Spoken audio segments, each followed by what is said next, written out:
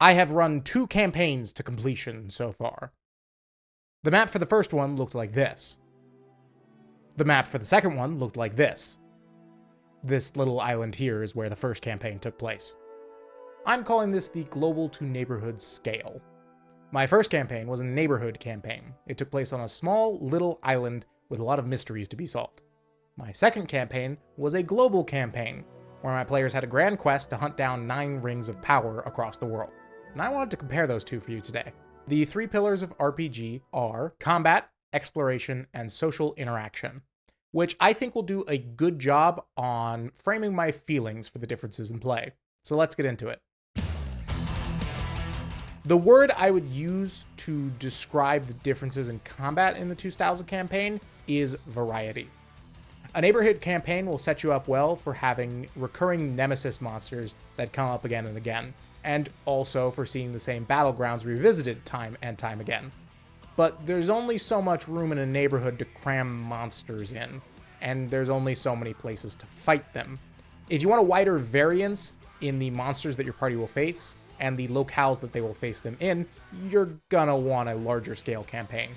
But if your players are like mine, they love having personal beef with the monsters they're fighting, and they'll enjoy tussling with their nemeses until the final climactic conflict.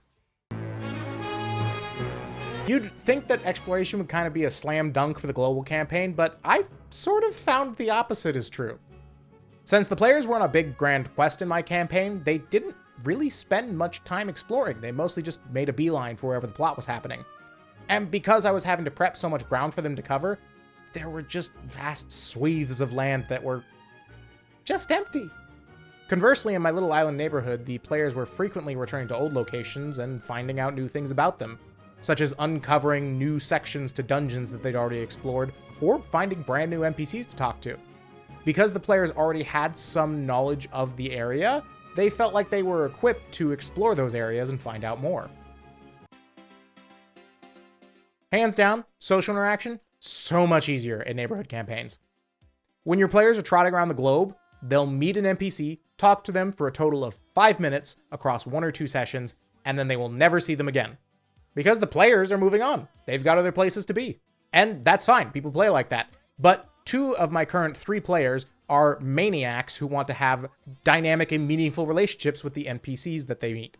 And that's a lot easier to do when the NPCs that they meet are your neighborhood shopkeeper, or fisherman, or graffiti artist, and not quest giver number 12 in city number 7.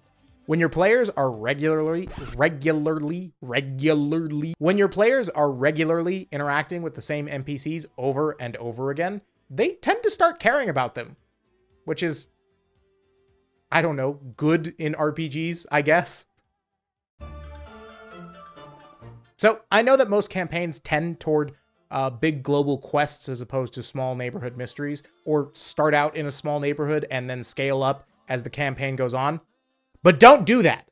It can work. Clearly that style of play can work. People have been doing that style of play for a while. People like that. But I'm telling you what I like. And what I would like is if for your next campaign, you would try to keep the whole thing in one neighborhood.